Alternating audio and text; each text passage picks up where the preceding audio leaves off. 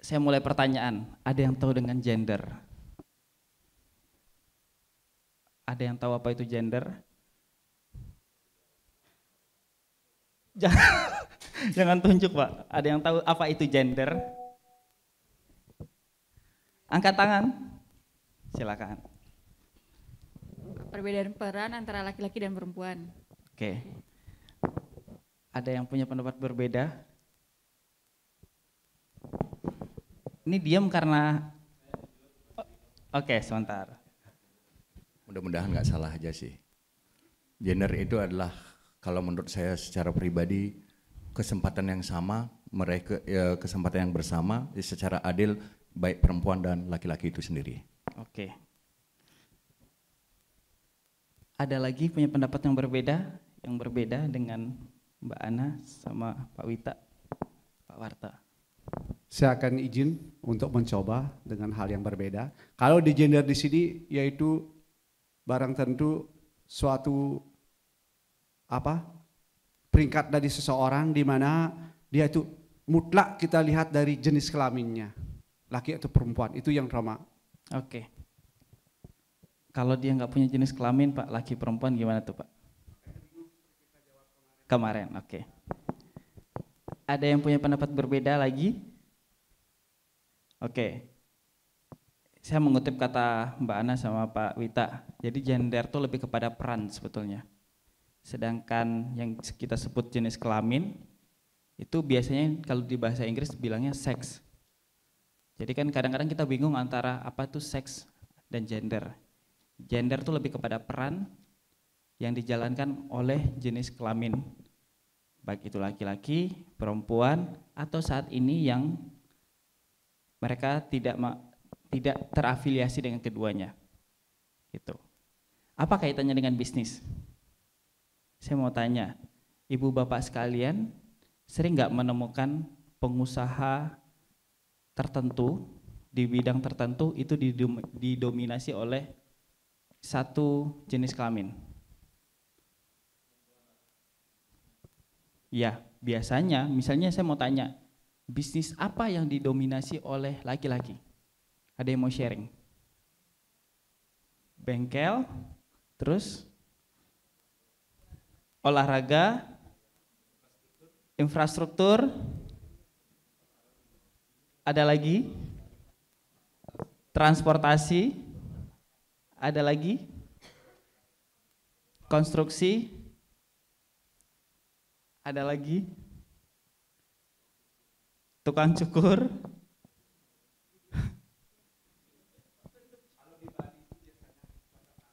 cocok tanam, petani, Pak. Oke. Kalau di Bali nih, Pak, ya. Oke. Ada lagi yang lain? Sebuah bisnis atau usaha bahkan pekerjaan yang didominasi oleh satu jenis kelamin, misalnya laki-laki. Tadi udah disebutkan. Pertanyaan saya selanjutnya, apakah di sektor tersebut tidak ada perempuannya? Ada. Apakah tidak mungkin buat perempuan untuk mendominasi di sektor tersebut? Sangat mungkin, sangat mungkin. Kenapa hal itu bisa terjadi? Ada yang mau sharing? Kenapa hal itu bisa terjadi? Silakan Pak Sutirka. Ya. Biasa saya nyebutnya Pak Wayan, nih sekarang Pak Ya. Sutirka. Jadi peran daripada laki-laki dan perempuan mampu mengendalikan sebuah bisnis tergantung dari kemampuan. Oke. Jadi karena kemampuannya lah makanya itu terjadi ya Pak ya. Saya tanya lagi nih Pak, Bapak yang jawab. Berarti di bengkel itu karena perempuan tidak bisa melakukan seperti laki-laki, kemampuan seperti laki-laki di bengkel atau bagaimana Pak? Untuk di bengkel, ada beberapa bengkel yang saya temukan sudah ada montir-montir perempuan, berarti jika sudah memiliki kemampuan, para wanita pun bisa menjadi seorang montir atau bengkel. Oke. Ya. Siap, terima kasih Pak Sutirka. Jadi Ibu Bapak sekalian, ini yang kita sebut namanya stereotype gender. Jadi pandangan atau gagasan seseorang yang terlalu singkat melihat sesuatu yang dikaitkan ini tuh cuman untuk mereka. Jadi cuman pandangan, bukan fakta lapangan.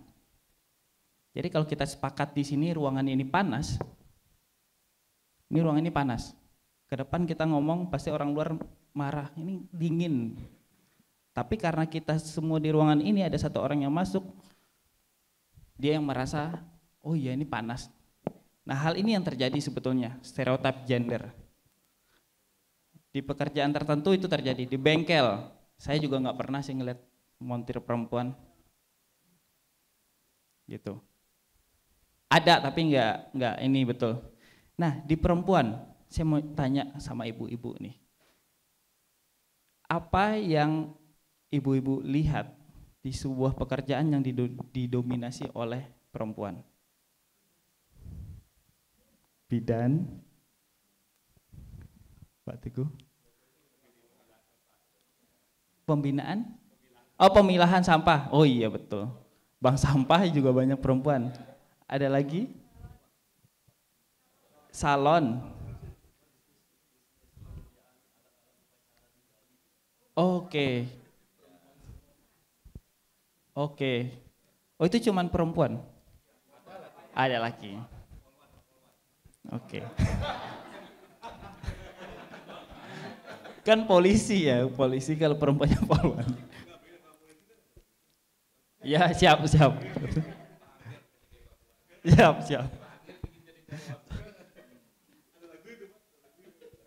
Oke. Pertanyaan yang sama. Kenapa itu terjadi? Kenapa di salon nggak ada laki-laki? Ada yang mau sharing? Silakan Bu Ocha. Ya mungkin karena lebih banyak konsumennya itu di perempuan juga dan konsumen lebih nyaman jika dipegang oleh perempuan. Itu yang pertama. Yang kedua bisa jadi karena lupa. Nggak apa-apa. Bisa jadi kenapa? Karena karena perempuan juga misalnya lebih teliti atau lebih ngopen istilahnya ngopennya apa sih? Oke. Kalau telaten ya, ngurusin rambut satu-satu gitu. Kalau mungkin cowok kan nggak sabar bikin satu-satu, sama seperti bikin cookies satu-satu kan, aduh nggak deh. Tapi kalau koki yang langsung itu mungkin cowok lebih mau di situ. Jadi lebih dari kompetensinya juga. Oke. Saya mau tanya sama bapak-bapak.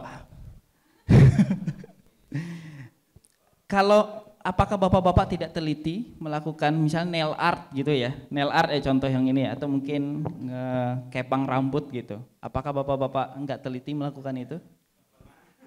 Enggak pernah. Gimana Mas Aga? Silakan.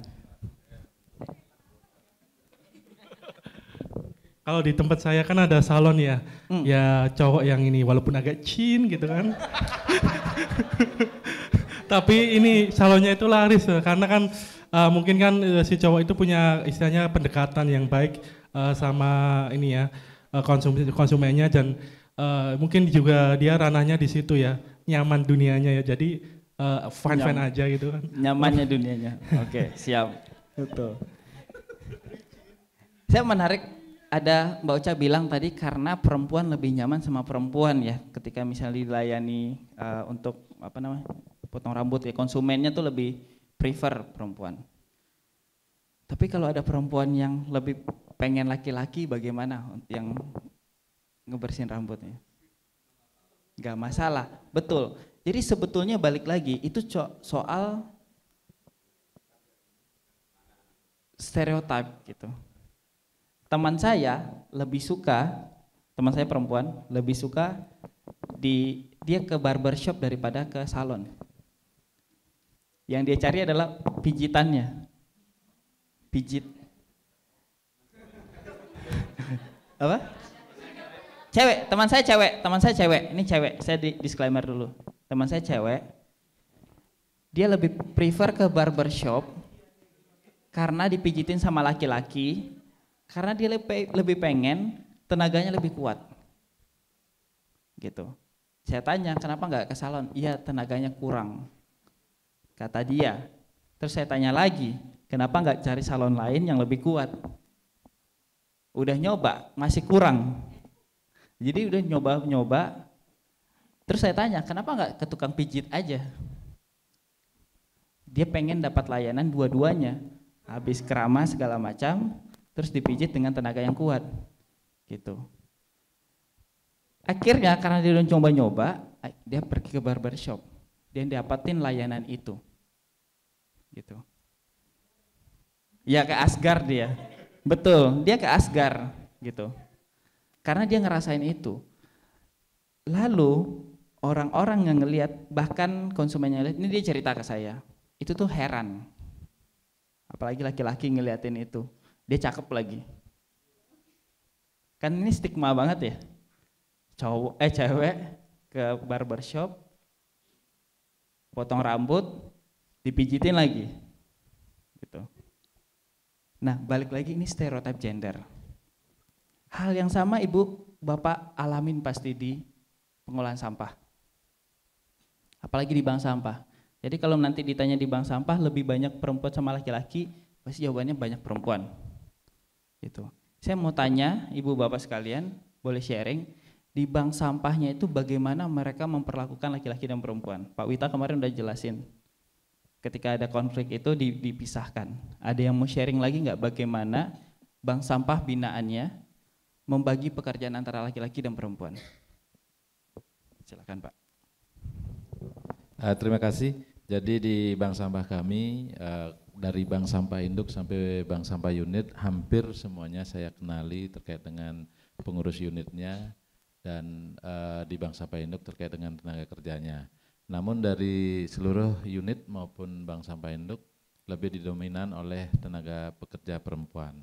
Salah satu contoh yang saya sampaikan di unit desa adat yang ada di kota, mereka memiliki pengurus 5 orang, 2 orang laki-laki, 3 orang perempuan. Tetapi dari kapasitas pekerjaan yang mereka ambil, untuk yang laki-lakinya lebih mendominan pekerjaan yang lebih membutuhkan energi ketimbang yang perempuannya. Yang perempuannya mencatat atau menginput penimbangan, kemudian mengarahkan anggota ataupun nasabah untuk sesuai dengan SOP-nya, kemudian yang laki-laki melakukan penimbangan serta menaruh sampah sesuai dengan posisinya. Dan untuk di bank sampah induk, yang laki-laki lebih dominan ke pendamping penjemputan karena drivernya ibu-ibu, tetapi untuk pendamping penjemputan yang nantinya menaikkan sampah ke kendaraan itu laki-laki. Dan yang paling banyak untuk diambil laki-laki adalah selaku pembersih label terkait dengan khusus di PET. Oke, ya. Terima kasih Pak. Hal ini berhubungan dengan kemampuan sebelumnya yang dijelaskan sama Mbak Luki tentang kemampuan dasar wirausaha. Setiap orang punya posisi yang sama sebetulnya di dalam kemampuan wirausaha. Bahkan kita di sini, mungkin kita kuat di bagian pencapaian, tapi belum yang lainnya. Hal yang sama juga dialami oleh laki-laki dan perempuan. Misalnya contoh, Bu Susi Pujastuti, tadi kuatnya di bagian kekuatan diri. Beliau tegas, nasionalis, dan berani, merasa cukup segala macam. Apakah beliau kuat di yang lainnya? Tentu, karena dia udah tokoh ya. Gitu. Tapi kalau ibu-ibu tukang pilah di bank sampah, apakah mereka udah punya kemampuan ini? Jawabannya belum. Apakah bisa kayak Bu Susi? Bu Susi? Jawabannya bisa. Karena Bu Susi juga kayak ibu itu dulu mungkin ya. Gitu, sama kayak kita gitu. Laki-laki juga sama. Apakah Elon Musk punya semuanya? Tadi dijelasin. Punya semuanya. Apakah kita punya semuanya? Belum aja. Gitu. Nah, saat ini dengan kelompok yang sama, nanti boleh ke kelompoknya masing-masing lagi, duduk masing-masing. Silakan berikan satu contoh pengusaha perempuan dan satu contoh pengusaha laki-laki yang secara kemampuannya sama.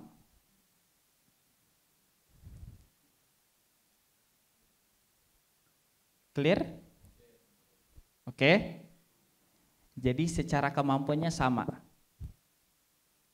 Misalnya contoh tadi Bu Susi, sama siapa nih? Tokoh laki-laki yang sama. gitu. Hal yang sebaliknya juga laki-laki, Elon Musk yang setaranya itu siapa misalnya.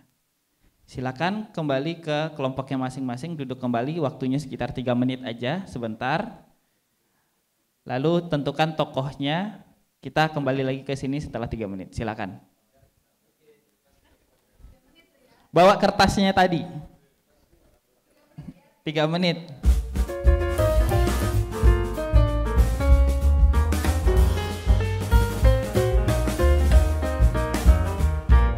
Oke, sudah selesai? Sudah, ayo kembali ke tengah. Kita sambil berdiri aja. Berdiri, ya.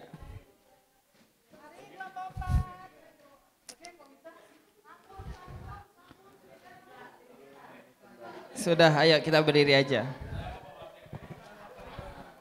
Kita mulai dari kelompok dari paling kanan. Kak Wita, silakan. Baik, terima kasih Bapak Ibu semuanya. Kayak kali ini saya dibantu dengan 2 matahari. Ya.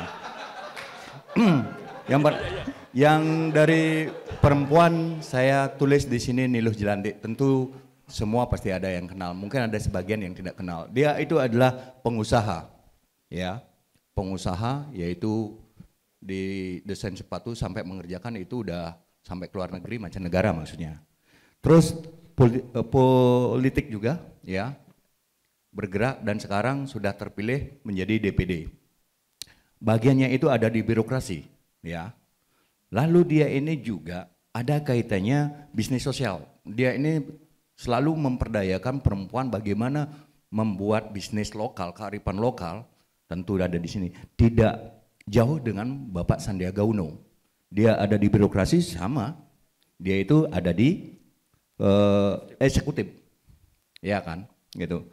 Terus dia pengusaha, iya, jawabannya, ya. Lalu politisi juga, bisnis sosialnya ada nggak? Ada banyak. Ya, dia pemberdayaan juga UKM. Ya, kemarin ada di kunjungan di Buleleng. Kebetulan saya hadir sendiri dan berbincang-bincang, namanya Nemu Komunitas. Disingkat menjadi NETAS. Banyak dia itu apa yang disampaikan di sini, saya merasa lebih punya kesempatan, lebih awal mengetahui diri ini karena Pak Sandiaga menerangkan di sini. Dan di sampingnya ada Cok Krisna, karena tempatnya ada di Krisna oleh-oleh ke kegiatan itu. Baik, itu aja, terima kasih. Terima kasih Pak Wita dan kelompoknya. Ada yang mau bertanya? Atau setuju? Setuju. Sekarang kelompok kiri saya. Oh, selamat siang. Bu Rista nih sekarang. Ya, selamat siang. Menurut kelompok kami, 2 contoh pengusaha yang sama-sama kompeten. Ya. Yaitu Raffi Ahmad dan Nagita Slavina. Suami istri. Ya memang ini suami istri, tapi kami membuat perbedaannya. Yes. Jadi Raffi Ahmad menurut kami sama-sama, sebenarnya keduanya sama-sama sukses di bidang bisnis. Di mana Raffi Ahmad itu sukses di bidang olahraga, entertain, sedangkan Nagita Slavina itu lebih ke bisnis kuliner dan fashion. Menurut kami kesamaannya itu adalah kesamaan posisi. Oke. Kesamaan posisi ya sama-sama otomatis di root utama, walaupun mereka otomatis punya beberapa perusahaan yang berbeda, walaupun mereka ada grup besarnya itu Rans Entertainment. Lalu menurut kami mereka berdua itu punya kesamaan pencapaian serta kesamaan dalam membangun relasi. Misalkan Raffi Ahmad membangun relasinya ke tokoh-tokoh politik, bapak-bapak tokoh politik, sedangkan Nagita Slavina lebih ke pendekatan relasinya ke para ibu dan artis wanita. Seperti itu menurut kami. Ada yang ditambahkan? Terima kasih. Oke, kita siap pause. Ada yang mau bertanya? Pak Teguh dan teman-teman. Baik, kelompok 4 kali ini mencoba out of the box. Tokoh perempuan yang dipilih adalah Sambal Burudi. Karena kalau Sambal Burudi itu mewakili ibu-ibu tahun 60-an yang lulusan SD dan pernah hidup susah banget lalu beliau bisa sampai sekarang mempunyai banyak reseller dan punya impact sosial ekonomi. Sekarang kalau Bapak Ibu ke Surabaya bisa ke Resto Bu Rudi dan toko oleh-oleh Bu Rudi. Dan tokoh laki-laki kami agak kesulitan ya yang satu level dengan Sambal Bu Rudi. Akhirnya kita mencoba out of the box, kita pilih Denny Caknan. Karena Denny Caknan ini memiliki bisnis sosial yang utamanya itu mengobati hati yang luka dari para skena di seluruh Indonesia. Tetapi dia juga memulainya dari bawah, kemudian dia bisnis apa itu namanya, seni itu bisnis, dan sampai sekarang itu ternyata bisa besar, dan sekarang dia sudah berkembang ke kuliner dan lain-lain. Jadi layak untuk dipertimbangkan. Oke, ada pertanyaan? Lanjut ke kelompok terakhir. Baik, kita dari kelompok 3 memilih untuk yang cowok ada Heri Tanu Sudibyo. Kenapa? Karena dia itu adalah seorang CEO MNC, terus dia juga punya usaha lain kayak bank, komisaris bank, dan dia adalah ketum Perindo. Nah, untuk yang cewek ini kita ada 2. Bingung ya pas milihnya. Ada Liliana Tanu Sudibyo, dia adalah yang punya yayasan Miss Indonesia. Terus dia juga komisaris RCTI. Terus ada Muriati Sudibyo, pendiri Mustika Ratu. Ya. Ada yang mau ditambahin? Clear? Akan Mbak Ayu. Sebenarnya tadi memang mau pilih suami istri Hari Tanu sama Bu Liliana. Cuman karena tadi kita mikirnya tadi pasti mikirnya privilege tadi kan, jadi ada pilihan lain Ibu Mur itu tadi, begitu. Oke, siap, silakan duduk Ibu Bapak, kita tepuk tangan. Semua pengusaha, baik laki-laki dan perempuan yang Ibu Bapak tulis itu, punya kemampuan dasar wirausaha. Kita bisa cek satu-satu, pasti mereka punya itu. Makanya mereka jadi pengusaha. Nah yang belum masih bisa jadi pengusaha, tapi mungkin agak kurang komplit kemampuannya itu. Misal dia percaya diri, tapi nggak jago menjaga relasi. Orang lari, gitu. Dia punya perencanaan, tapi dia nggak bisa punya kontrol diri, dia nggak percaya diri, gitu. Dia punya mimpinya besar banget nih, mau bikin bank sampah induk se-Indonesia, tapi dia nggak percaya diri.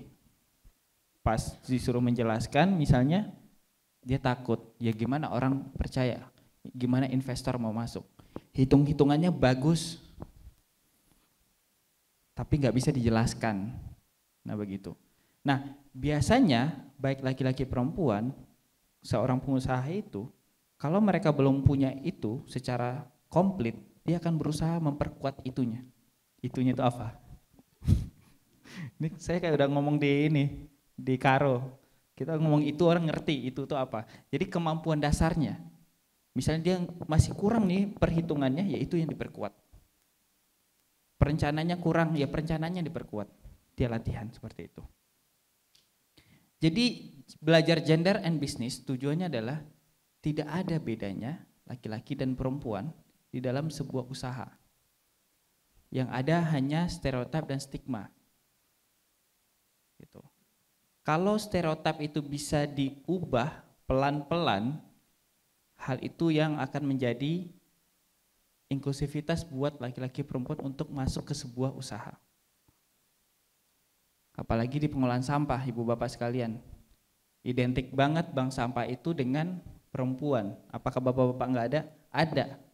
Apakah perempuan nggak bisa ngangkat-ngangkat? Bisa. Apakah perempuan nggak bisa bawa tosa atau motor roda 3? Bisa. Apakah laki-laki milahnya nggak teliti? Nggak juga. Gitu. Jadi kembali lagi ini soal stereotip.